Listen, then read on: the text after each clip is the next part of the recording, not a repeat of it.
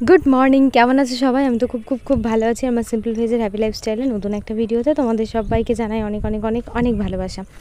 তো যাই হোক, আগের দিন তোমরা দেখেছিলে কচু শাকটাকে কেটে বেশ ভালো করে পাতা আর গোড়াটাকে ফেলে দিয়ে আমি ঘরের মধ্যে নিয়ে এসে, কারণ বাইরের দিকে না ভীষণ রোদ আর ওইদিকে প্রচুর পরিমাণে মিস্ত্রি কাজ করছে, তো আর এটা করতে অনেকটা টাইম লাগবে, একটা ধৈর্যের কাজ ধরো।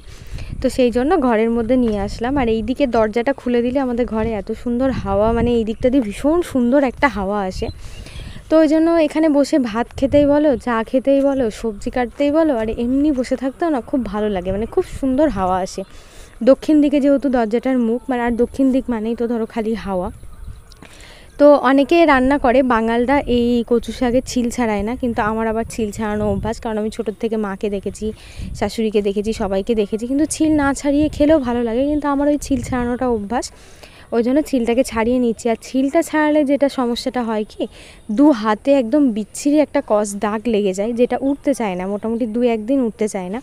কিন্তু আজকে তোমাদেরকে আমি একটা প্রসেস দেখাবো, যেটা করলে একদম সঙ্গে সঙ্গে পুরোপুরি ক্লিন হয়ে যাবে। দেখবে মোচা, তারপরে হচ্ছে তোমার যেগুলোতে হাতে দাগ লেগে যায় সেসব জিনিসগুলো খেতে ভালো লাগে, কিন্তু হাতে দাগ লাগার ভয়ে আমরা অনেক সময় কাটতে চাই না, সেটাকে রান্না করতে চাই না। তো এগুলো কেটে সমস্ত ফেলে দিলাম, খোসা রেখে কি করব। আর হাতটা কিন্তু আমার একটু কুটকুট করছে, তার জন্য আমি আগে থেকে একটু সর্ষের তেল ভালো করে হাতে মাখিয়ে রেখেছিলাম। সর্ষের তেল মাখিয়ে রাখলে কিন্তু আর কুটকুটটা করে না। এবার ভালো করে এটাকে ধুয়ে নেব। তো হাত দিয়ে একটু না কচললে হবে না, এটাকে পুরো একদম বেসিনের মধ্যে ঢেলে নেব। আর হাতটার অবস্থা দেখবে, দাঁড়াও দেখাচ্ছি, ট্যাপটাকে বন্ধ করে দিয়ে দেখাচ্ছি। এই দেখো হাতের অবস্থা পুরো একদম এই দিকে ঠেকেছে, এই দিকে, এই হাতে, এই দেখো এই হাতে নখগুলো পর্যন্ত কালো হয়ে গেছে। তো এটাকে বেসিনের মধ্যে ভালো করে ঢেলে কচলে ধোবো। আর যে কচু শাকগুলো দেখবে একটু রোদ জায়গাতে হয়, সারাদিন একটা লম্বা রোদ পায়, সেই সব কচু শাকে কিন্তু গা কুটকুট করে না, খেলেও কুটকুট করে না, একটু কম হয়, খেলে তো হয় না, আর কাটলে একটু কম হয়। তো আমি একটু লবণ আর লেবু নিয়ে নিয়েছি। লেবুটা দিলে কি হবে, কুটকুটো নিজে হালকা হালকা কুটকুট করছে, সেটা আর কুটকুট করবে না। আর লেবুটা যেহেতু একটু দানা দানা, এই তোমার লবণটা যেহেতু একটু দানা দানা ভাব আছে, ডললে কি হবে, তোমার ওই দাগটা উঠে যাবে। আর বাদ বাকি যেটুকুনি না উঠবে সেটুকুনি আমি এই লেবু দিয়ে আর লবণ দিলে না, ওই তোমার কষটা হচ্ছে একদম নরম হয়ে যাবে। নরম বলতে হাতের চামড়ার থেকে ওই জিনিসটা আলগা হয়ে যাবে। তারপরে যে বাসন মাজা মাজনিগুলো হয় ওগুলো দিয়ে একটু ভালো করে ঘষে নেবো, তাহলেই উঠে যাবে। অনেক সময় অনেকে কি করে জানো তো, অরন্ধন বলে একটা অনুষ্ঠান আছে, যেটা আর কি আমাদের বাঙালি বাড়িতে হয়। আমার শ্বশুর বাড়িতে নেই, কিন্তু আমার বাপের বাড়িতে আছে। তো ওই দিনকে আমরা ছোটোবেলাতে কী করতাম, ছোটোবেলায় দেখতাম দাদারা কচু শাক কেটে নিয়ে আসতো, দাদারা যখন কাজে চলে যেত তখন আমরাই দেখতাম জঙ্গলে হতো, সেখান থেকে কচু শাক কেটে বেশ ভালো করে এগুলো তোমার কেটে, সেটা তো অনেকটা বড় কাপড় কাচা ঝুড়িগুলো হয় না, বড় বড় সাইজের, ওই ঝুড়ির এক ঝুড়ি কাটতাম। কারণ আমাদের নিয়মে না অনেকটা রান্না করতে হয়, পরের দিন সবাইকে নিমন্ত্রণ করি, খাই, বাসি ভাত আর কি। তো এদিকে গল্প করতে করতে কচু কাটা হয়ে গেল, আর আমার হাতটাও দেখতে পাচ্ছ একদম ক্লিন হয়ে গেছে, কারণ আমি মাজুনি, বাসন মাজা যে তারগুলো হয় ওগুলো দিয়ে ঘষেছি, পুরো একদম কষগুলো উঠে গেছে। এখন একটু গোপুর বাসনগুলো মাজছি। গোপুর তিতা থাকতে তো গোপুকে তিতা পুজো করতে ভালোবাসে। এবার ধরো বাসনগুলো না একটু পিতলের কালো কালো হয়ে যায়, জানো তো, খুব ভালো করে না মাজলে। আর এই গামলাটায় সারাদিন একটু করে জল থাকে, তো ওই জন্য আরও বেশি কালো হয়ে যায়। তো যাই হোক, স্নান হয়ে গেছে। আজকে গোপুর জামাটা আর আমার জামাটা দেখো পুরোপুরি ম্যাচিং হয়ে গেছে, মাঝে মধ্যে হয়ে যায়। আমি এই নাইটিটা পরি, আবার গোপুকেও এই নাইটিটার কাপড় থেকে জামা বানিয়ে দিয়েছি, ওই জন্য ওকেও মাঝে মধ্যে আবার এটা পরিয়ে দিই। আর যেদিন দুজনা সেম একই ড্রেস পরা হয় আর কি, সেদিন আবার আমার মনটা ভীষণ খুশি হয়ে যায়। তো পুজো করতে গিয়ে আমার হঠাৎ করে বসে মনে পড়লো যে আমি ফুল তুলতে ভুলে গেছি আজকে। আর ফুলটা যেহেতু একদম গেট খুললেই, গেটের সামনেই ফুল, তাহলে আর কোনো ভয় নেই, কারণ দূরে হলে পুজো করতে বসে ফুল তোলা একটু সমস্যা। তো ওখানে দেখতে পেলে একটা বেলি ফুল হয়েছিল, আর একটা টগর ফুল হয়েছিল। তো দুটো ফুল, টগরটা দেখিনি, তারপরে এই সাইডে এসে দেখলাম। তো এই টগরটা নিয়ে চলে যাব এখন পুজো করতে। আর পুজো করতে এখানে গেটটা বন্ধ করতে গিয়ে দেখি ডোডো যেন কি একটা করছে, আওয়াজ আসছে। তারপরে উপরে গিয়ে দেখি ওর কাণ্ড। দিদি, ডোডো কি করেছে দেখে যাও, ডোডো কি করেছে দেখে যাও, তোমার বলছি ডোডো কি তোমার কি করেছে দেখে যাও।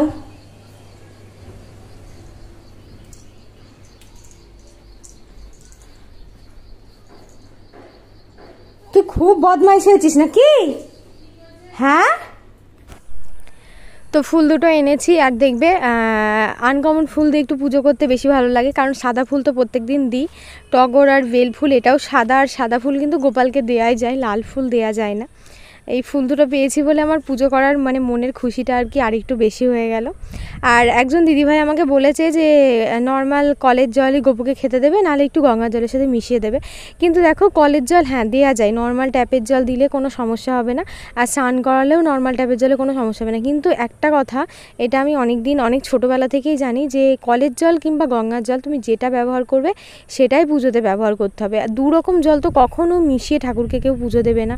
দুরকম জলে যে একটু কলের জলের সাথে গঙ্গার জল মিশিয়ে দিলাম সেটাও গঙ্গার জল হয়ে গেল, এরকম কখনোই করবে না, এটা করা উচিত না। একদমই ধরা গঙ্গার জলের সাথে মানে বোতলে করে ঘরে যেটা আনবে সেটার সঙ্গে কখনো কলের জল অ্যাড করে বাড়িয়ে নেবে না, তাহলে সেই জলটা পুরো মানে জলের মাহাত্ম্যটাই নষ্ট হয়ে যায়। এটা আমি ছোটোবেলা থেকেই শুনে আসছি আমার ঠাকুমা, মা, প্রত্যেকের মুখে, ঠাকুরমশাই।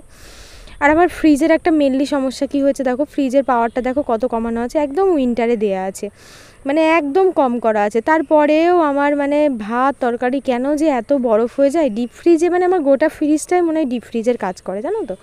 আলাদা করে ওই যে ডিপ ফ্রিজের জায়গাটা দিয়েছে, দেখো দেখো ভাতগুলো সব বরফ হয়ে গেছে, একটু জল দিয়ে রেখে দিয়েছিলাম। আর এমনিতে তো এখন পান্তা ভাত খেতে হয় না, মা বলেছে আর কি। তো অল্প কটা ভাত বেঁচে গেছিলো, আমার মনে ছিল না, ওই জন্য আমি ফ্রিজে হাঁড়ি শুদ্ধই রেখে দিয়েছিলাম, যেহেতু হাঁড়িটা খুব একটা বড় না, ছোটোখাটো হাঁড়ি, তার জন্য ফ্রিজে হাঁড়ি শুদ্ধ রেখে দিয়েছিলাম, আর পুরোটা বরফ হয়ে গেছে। আর যেদিন বেশি জিনিসপত্র থাকে ফ্রিজে তখন এই সমস্যাটা হয় না, কিন্তু মানে অল্প হালকা পাতলা জিনিস থাকলেই দেখি এই সমস্যাটা হয়।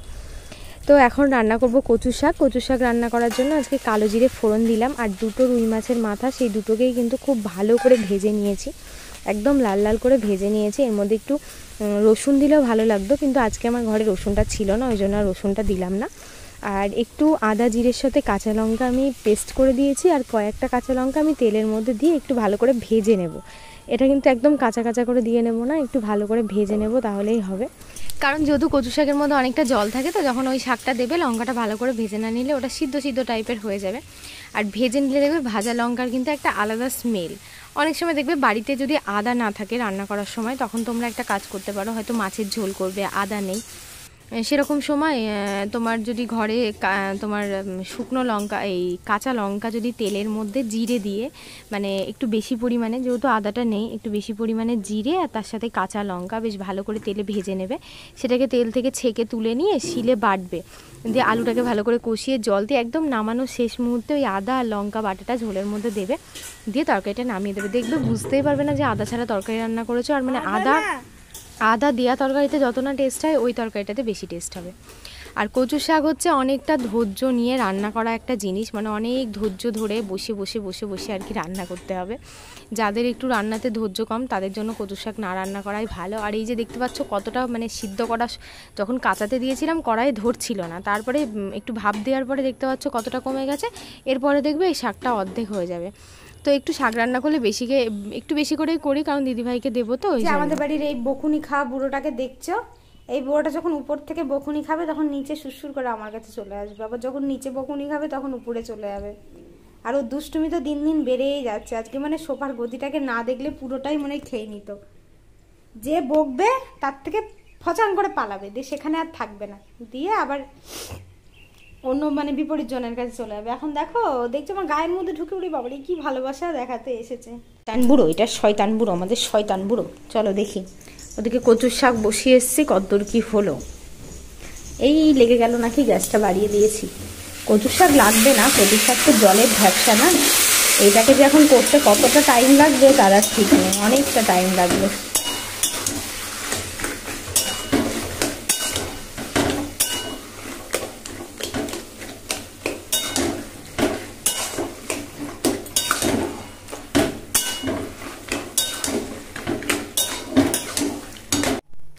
আর ওই যে বলেছিলাম না রান্না করে কয়টুকুনি হয়ে যাবে, দেখো একটুখানি হয়ে গেছে। মাথা ঘুরে, হ্যাঁ চলো দাও আমাকে ব্যাগটা দাও, আমাকে ব্যাগটা দাও, ব্যাগটা দাও।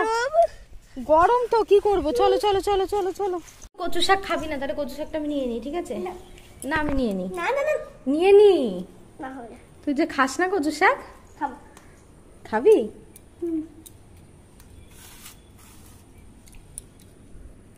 শ্রীধা কিন্তু একদম আমার মতো, আমি যেমন কচু ঘেঁচু শাক পাতা খেতে ভালোবাসি, ও তাই মানে বাটাবাটি খেতে ভালোবাসে, কিন্তু শাকটা খুব একটা ভালোবাসে না।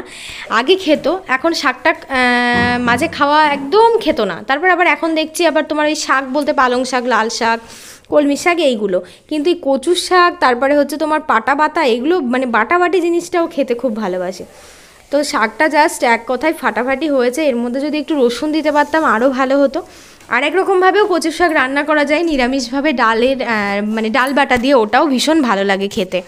তো কচুর শাক দিয়েই আমার পুরো থালার ভাত শেষ হয়ে গেছে। খুব মানে অনেক দিন পরে মনে হচ্ছে একটু তৃপ্তি করে ভাত খেলাম। আর ছিল পাতলা পাতলা করে একটু মাছের ঝোল, যেহেতু খুব গরম তো খুব বেশি, আর আমার না মাছের ঝোলে ওই পেঁয়াজ রসুন দিয়ে না খুব একটা ভালো লাগে না। দেখবে মাছ যদি শুধু রান্না করো, মানে রুই মাছটা যদি শুধু করো তাহলে পেঁয়াজ রসুন দিই, আর যদি আলু দিয়ে পটল দিয়ে কিংবা কাঁচকলা দিয়ে ঝোল করি না, তাহলে একদম প্লেন আদা জিরে বাটা দিয়ে একটু পাতলা পাতলা করে ঝোলটাই আমার বেশি ভালো লাগে। আবার ডিমের ঝোলটা আবার খুব একটা বেশি পাতলা ভালো লাগে না, আবার খুব একটা গাঢ়ও না। তো খেয়ে নিলাম। খাওয়া দাওয়া করার পরে ওই ব্লগটা ওই পর্যন্তই ছিল। পরের দিন সকাল থেকে আবার একটা ব্লগ স্টার্ট করলাম। এইবার তোমাদেরকে বলি, তোমাদের দাদাভাই প্রত্যেকবার ক্যান্টিন থেকে আসলে আমাকে এই কাঠবাদাম, হয়তো দেখাচ্ছে 1 কিলো কাঠবাদাম, তারপরে কাজু বাদাম, পেস্তা, মানে ড্রাই ফ্রুটস আমাকে অন্তত 1000 থেকে 2000 টাকার এনে দেয়। আর আমি কি করি জানো, সেগুলোকে ঘরে রেখে রেখে পচিয়ে পচিয়ে যে কত ড্রাই ফ্রুটস ফেলে দিই, এগুলো কেউ বললে বিশ্বাসই করবে না। এই দেখো, এই পাস্তার প্যাকেটটা আগে একটা প্যাকেট ফেলে দিয়েছি, ওটা খুলে অর্ধেকটা মতো খাওয়া হয়েছিল আর অর্ধেকটা ফেলে দিয়েছি। এই পাস্তাগুলো, এই পাস্তা বলছি সরি পেস্তাকে দেখো পাস্তা বলে ফেলেছি, যাই হোক। তো এখন দেখো এগুলো পুরো একদম জটা জটা ধরে গেছে। মানে ভালো লাগে না বলবো না, পেস্তাটা খেতে ভালো লাগে, কিন্তু মনেও থাকে না, আর ওই পড়ে থাকে, গাফিলতি করে খাওয়াও হয় না। তো আগে তো ভিডিওতে দেখাতামই না, যে তোমাদের দাদাভাই দেখলে একদম মানে ভীষণ বকা দেবে আমাকে, এবার আবার দেখিয়েই দিলাম। ওই যে দেখতে পাচ্ছ কাঠবাদামগুলো, ওগুলোও তাই, ওগুলোও যে কত পিঁপড়েতে খেয়ে নিয়েছে, পুরো একদম খোলা বার করে দিয়েছে, কত দেখেছি অস্তিত্বই খুঁজে পাইনি। আবার কোনো বার এরকম হয়েছে কি যে পুরো খোলাগুলোই ফেলে দিয়েছি। তো ওই জন্য মানে আমি আর ড্রাই ফ্রুটস আনতে মানা করি, তাও শোনেন আমার বর, মানে ক্যান্টিন থেকে আসলে ও নিয়ে আসে। এবার গিয়ে দিয়ে এসেছি দাদাকে। আর আমার শ্বশুরবাড়িতে আমার মানে শ্বশুর শাশুড়িও এমন না, ওরাও মানে খায় না জানো তো। আমার শাশুড়ি মাকে কি শ্বশুর মশাইকে দেবো, আমার মাকে দেবো কি আমার বাবাকে দেবো, ওরা কেউই খায় না। মানে ওদেরকে দিলে ওরা সেই ঘরে রেখে রেখে দিয়ে নষ্ট করে ফেলে দেবে। তো এবার আমি আমার বরকে একদম কড়া জবাব দিয়ে দিয়েছি, যেন আর আমার ঘরে যেন এত এত ড্রাই ফ্রুটস আসে না। যদি আনো তো কিশমিশটা এনো, কিশমিশ খেতে আমি খুব ভালোবাসি। আর দেখতেই পেলে আমার কিচেনের অবস্থাটা কেমন ছিল আর কেমন করে ফেললাম, মানে এক গাদা বাসন টাসন দিয়ে একদম খেঁচামেচি হয়েছিল, সেটাকে একদম ক্লিন করে নিয়েছি। আর এদিকে হচ্ছে ঘরটা একটু মুছে নেব। তোমার বালতির মধ্যে 1 পাতা শ্যাম্পু দিয়ে দিয়েছি। এবার কোনো রকমে চলো ঘরটাকে একটু মুছে নিই। আজকে আর তোমার ইয়ে করলাম না, হাত মানে বসে বসে মুছলাম না, বসে বসে মুছলে খুব খাটনি হয়। তো প্রথমে একবার মুছে গেছি, তারপরে আবার একবার এসে এই যে দেখতে পাচ্ছ মানে এদিক ওদিক এক একজন বলে, দিদি তোমার ঘর মোছার স্টাইল দেখলে হাসি পায়। আমার নিজেরই হাসি পায়, তা তোমাদের হাসি পাবে না কেন? হাসো হাসো, মানে অ্যাটলিস্ট আমার কোনো একটা কাজ দেখে তোমরা যে হাসছো, এটাই আমার কাছে অনেক কিছু। তো স্নান টান করে নিলাম, আর এই দেখো চেয়ারের উপরে একদম বসেছি আজকে, মানে একদম একটু বডি লোশন মাখার ইচ্ছা হলো। এবার বলি ইচ্ছাটা কেন হলো। আমার যে সাবানটা আমি ইউজ করি ওটা ফুরিয়ে গেছে, তার জন্য আমি নাম্বার 1 সাবান কিনেছি। নাম্বার 1 সাবানটা না ভীষণ খার আছে জানো তো। যখন তুমি স্নান করবে মনে হবে যেন তোমার গায়ে সমস্ত ময়লা মাটি যেখানে যা ছিল সব একদম মানে পরিষ্কার হয়ে বেরিয়ে গেছে। কিন্তু একটা সমস্যা কী হয়, গাটা খুব রুক্ষ হয়ে যায়। তারপরে যদি তুমি ময়েশ্চারাইজার কিংবা কিছু না দাও না, তখন তোমার গাটা রুক্ষ হয়ে যাবে, মানে স্কিনটা রুক্ষ হয়ে যাবে।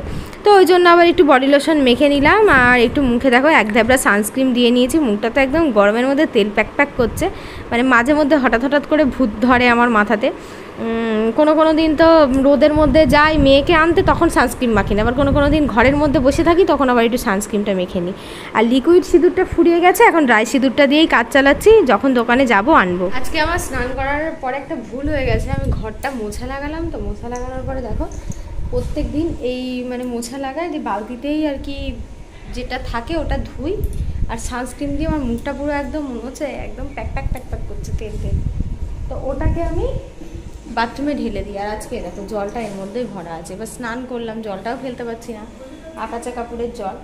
তো থাক, এটা এখানেই থাক, এক সাইডেই আছে, অসুবিধা নেই, ওখানে আমি আর হাত দেবো না। তিথা আসলে তিথাকে দিয়ে ফেলে দেওয়া করাবো। আর আজকে সকাল সকাল আমিও গবু সোনার জন্য ফুল তুলে রেখেছি। এতটা ধৈর্য ধরে আমার বকবকানি শোনার জন্য তোমাদেরকে অনেক ভালোবাসা। আর যারা যারা শেষ পর্যন্ত আমার এই কথাটা শুনলে তারা তারা একটা কমেন্ট করো আমাকে যে হ্যাঁ দিদি তোমার বকবকানি সত্যি ভালো লাগে। আর আজকের ভিডিওটা এখানেই শেষ করছি। টাটা, বাই বাই, লাভ ইউ।